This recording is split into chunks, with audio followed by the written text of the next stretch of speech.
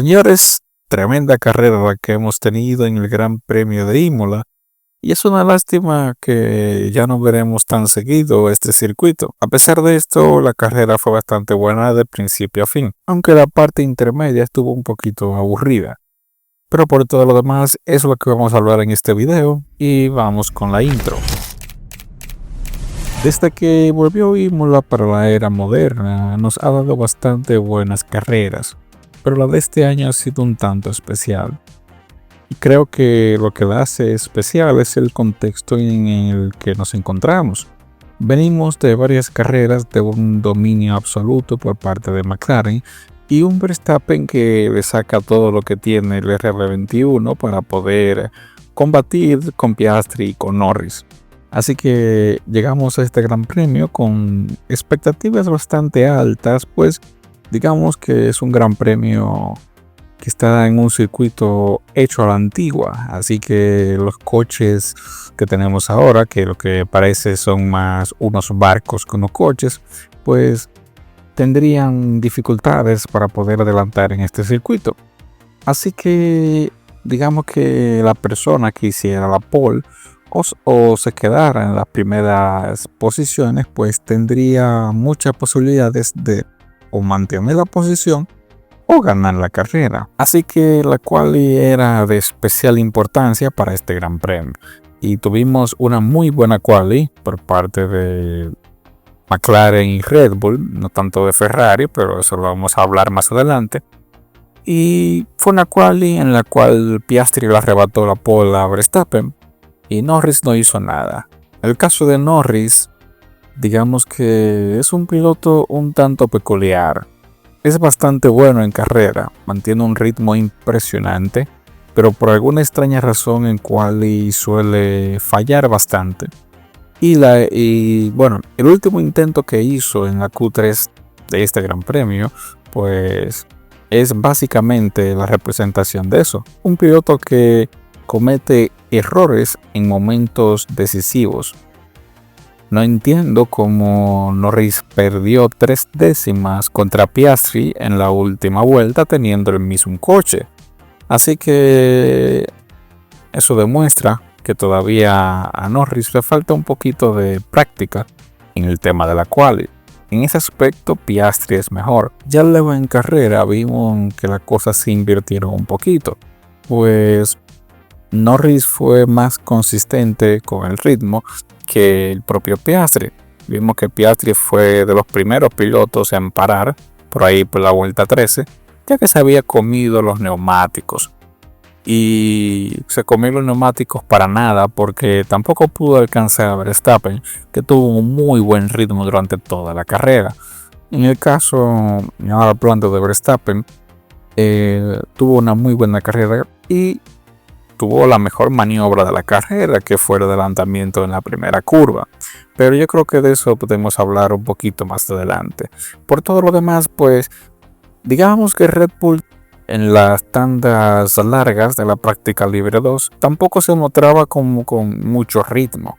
Pero luego vimos lo que hizo Verstappen y demuestra que el neerlandés realmente es bastante bueno, sacándole el máximo provecho al RB21. Lo que parece que no estuvo nada bueno, pero para nada bueno, son los neumáticos C6. En teoría, Pirelli introdujo estos neumáticos, pues son más blandos, o sea, te va a dar más rendimiento, pero por menos tiempo. Y si ya los blandos convencionales, los C5 por ejemplo, en muchos circuitos no duran más de 5 vueltas, se esperaba que estos neumáticos duraran menos. Lo que no se esperaba es que en el caso de la quali, el neumático medio fuera mucho mejor que el neumático blando. Y eso fue lo que le dio cabida al equipo de Aston Martin para clasificar a la Q3. Luego en carrera ni siquiera se pensó en utilizar los C6, así que se introdujeron un tanto como desperdicio, pues nadie los quiso usar. Y esto en parte también es culpa del circuito, por así decirlo. Digamos que aquí el neumático medio mantenía mejor la degradación que el neumático blando. Aunque tenemos que tomar en cuenta que para cada circuito el rango de neumáticos puede variar. Y lo que en este circuito es el neumático duro, puede que para un circuito como por ejemplo los Silverstone sería el neumático blando o el neumático medio. Pero en este aspecto, el neumático medio pues duró más que el nuevo neumático blando. ¿Dónde podríamos ver la utilización de este neumático? Pues realmente no sé. Supongo que en un gran premio como Bakú o en un circuito que no lleve mucha carga en curva, pues podría funcionar mejor este neumático. Solo espero que lo veamos más adelante para ver si realmente es bueno. Algo interesante que vimos el sábado fueron los accidentes de Tsunoda y Colapinto. El caso de Tsunoda fue un accidente bastante fuerte y es otra muestra de que la implementación del Halo fue bastante buena. Digamos que en este caso el piloto se salvó porque tenía el Halo. De no ser así, pues lo más probable es que hubiera recibido varios impactos fuertes en su casco y posiblemente hoy en día estuviéramos hablando de otra cosa. Tomando en cuenta el circuito en el que se corre, pues se hubiera cobrado otra vida más. Por todo lo demás, pues bueno, el equipo pudo resolver a tiempo el problema y en el caso de Tsunoda, pues no sufrió nada. En el caso de Colapinto tenemos un accidente un tanto raro, pero que recae en cierto modo sobre el piloto. Y hay que entender el contexto en el que Colapinto vuelve a la Fórmula 1. El argentino entró como reemplazo de Duhan y le dieron 5 carreras para mostrar resultados. ¿A qué Alpine le llama resultados? Pues no sabemos, pero supongo que quieren que se mantenga por lo menos detrás de Gasly. Ya si es mejor que Gasly, pues bastante bien, pero quieren que por lo menos se mantenga cerca de Gasly. Así que cuando sales a la pista, tomando en cuenta esto, que tienes 5 carreras para demostrar que eres medianamente bueno, y digamos que Gasly ha venido teniendo muy buenas carreras, pues vas con una presión adicional. Y me parece que eso fue lo que le pasó en su vuelta de Q2 a Colapinto. Digamos que sintió un poquito de presión, y también es cierto que comparado con lo que ya Colapinto había corrido, el Alpine es otro planeta en comparación al Williams del año pasado. Pero es su primera carrera y Briatore lo dijo, hay que darle un poquito más de tiempo. Solo esperemos que Colapinto logre adaptarse y mostrar qué tan bueno es. Lo que no demuestran nada son los de Ferrari. Ferrari quedó eliminada en la Q2 en un Gran Premio de Italia. Y esto es realmente lamentable por parte del equipo. Y creo que tal vez podríamos echarle un poquito la culpa a los pilotos, pero en este caso yo creo que es totalmente culpa del equipo. El SF25 parece ser un carro un tanto caprichoso. Y aquí surge la queja que muchos fanáticos de Ferrari, entre ellos me incluyo, hemos venido teniendo desde que se anunció que el SF25 iba a ser totalmente nuevo. Nunca entendí la idea detrás de esto de hacer un carro totalmente nuevo. Si el SF24 ya más o menos rendía bien, lo único que tenías que hacer es aplicar las actualizaciones necesarias, hacer los cambios que tienes que hacer año tras año y seguir con el concepto del coche del año pasado, que si mal no recuerdan, después de la segunda mitad de la temporada pasada, pues fue bastante bueno el rendimiento. Creo que en alguna que otra carrera llegó a ser el segundo coche, pero decidieron hacer un coche totalmente nuevo, lo que con ello implica obviamente desarrollo de coche, probar piezas. Llegaron ingenieros nuevos que tienen que acostumbrarse a la estructura de Ferrari y todo eso. Y bueno, es lo que tenemos. ¿Qué sucede con el SF25? Pues creo que nadie puede tener una respuesta concisa acerca de esto. Muchos dicen que el problema es la suspensión, otros dicen que el problema es el fondo plano, las opiniones van variando y obviamente Ferrari no va a decir cuál es el problema. Pero se esperan nuevas actualizaciones, no para el Gran Premio de Mónaco. De hecho, creo que nadie lleva actualizaciones al Gran Premio de Mónaco, pero en los próximos grandes premios deberían introducir una nueva suspensión. Y ahí veremos si el coche es tan bueno como dicen, porque recuerden el Gran Premio de China, realmente rindieron bastante bien. Y sí eran condiciones especiales de carrera de temperatura, pero rindieron bastante bien. Que luego quedaron descalificados, eso ahí te deja ver de que tal vez el problema es la suspensión. Veremos cuando introduzcan la nueva suspensión qué sucede. Aunque, como ya saben, todos estos equipos se están preparando para el Gran Premio de Barcelona, donde tendremos cambios importantes con el tema de la flexibilidad de los alerones. Veremos qué tal. Pero lo que vimos en quali por parte de Ferrari fue un tremendo disparate. Ya luego en carrera pues fueron bastante bien. Escalaron desde la P11 de Leclerc y la P12 de Hamilton a una P4 de Hamilton y una P6 de Leclerc. Así que fue una muy buena carrera. Pero es algo que estaba comentando en Twitter y en Instagram. O sea, es una buena carrera, pero nunca debió ser una buena carrera. Debieron estar arriba. Pero son cosas que pasan.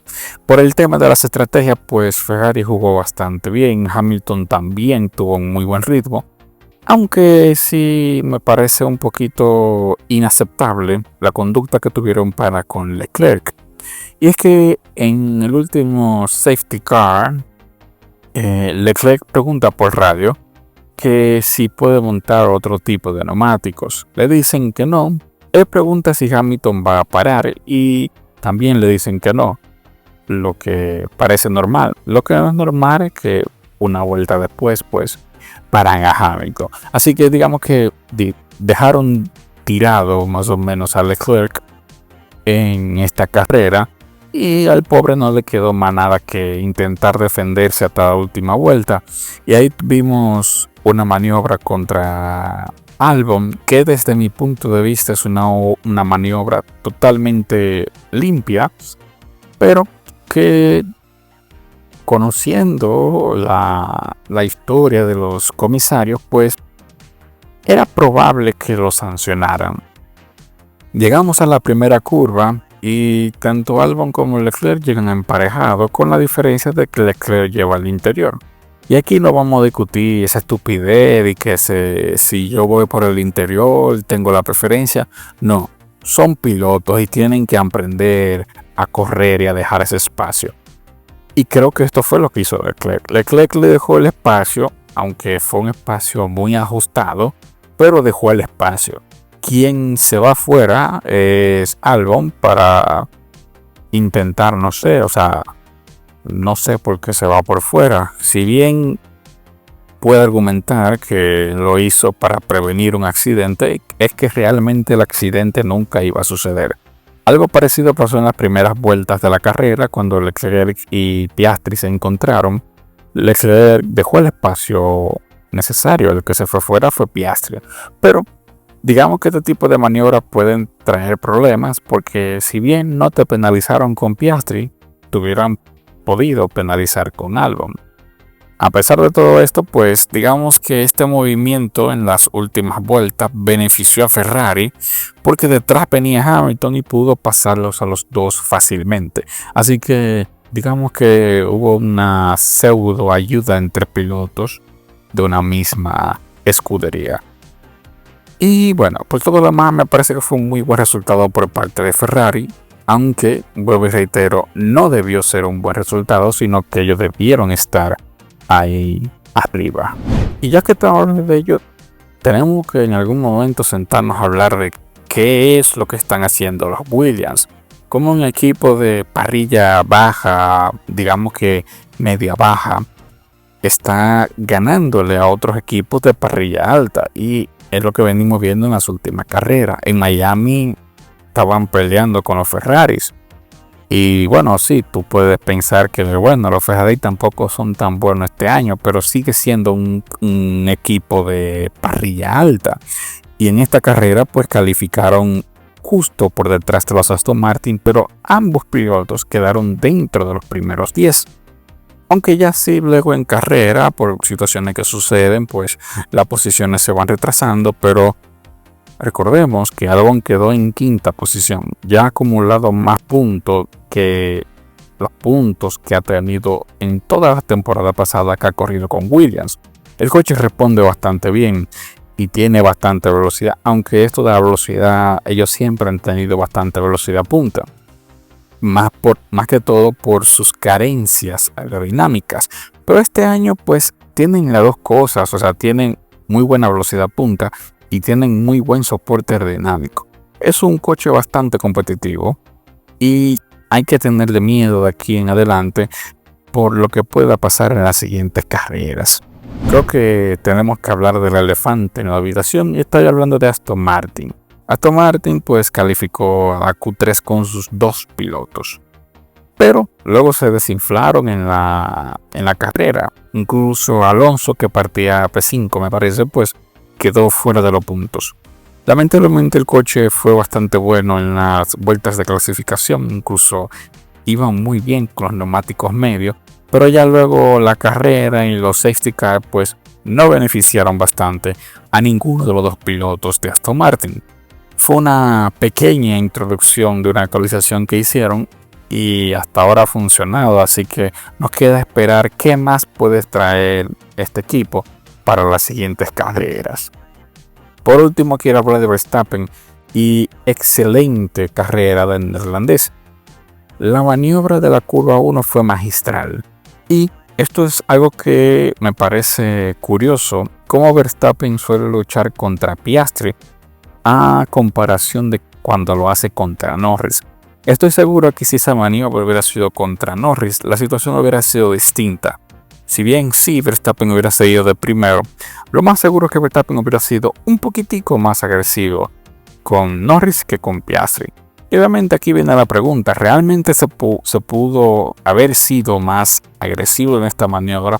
Yo creo que no, pero ya te conocen a Verstappen. ¿Cómo fue la maniobra? Bueno, digamos que estiró la frenada en la curva 1 hasta el último momento y le rebasó a Piastri por el exterior de la primera curva, dejando a Verstappen con el interior de la segunda curva y bueno, ya Piastri ahí no podía hacer más nada realmente. Luego de eso pues se dedicó a alejarse y como en esta carrera quien se lleva la primera posición generalmente es el que gana, luego de eso pues Piastri no pudo alcanzarlo, quemó los neumáticos y ya para ese entonces ya Verstappen sacaba una muy buena ventaja. Por el tema de la estrategia no se le puede exigir más nada a Red Bull, fueron bastante buenos y digamos que Verstappen ayudó en este tema, pues obviamente una estrategia tan buena no puede ser posible si tu piloto no está en un ritmo indicado. Y creo que si seguimos viendo esta fase de Verstappen y Red Bull, donde no son dominantes, pero te pueden sorprender en cualquier carrera, me parece que podríamos estar cerca del 5º campeonato. Obviamente este año no va a ser como los años anteriores. No creamos que Verstappen va a ser campeón con 4 o 5 carreras de antelación.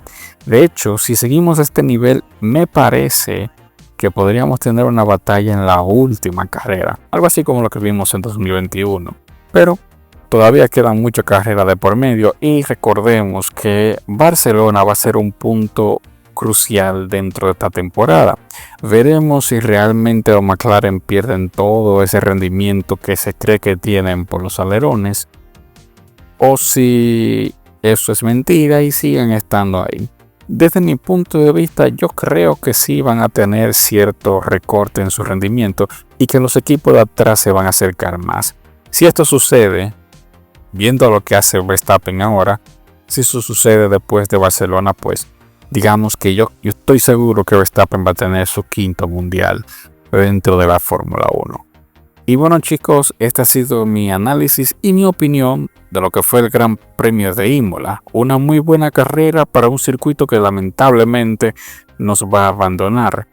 y si no sabes de qué estoy hablando, pues te recomiendo que vayas a ver la noticia semanal de la semana pasada, donde explico cómo es posible que este circuito abandone la Fórmula 1 para siempre o tal vez sea un gran premio rotativo.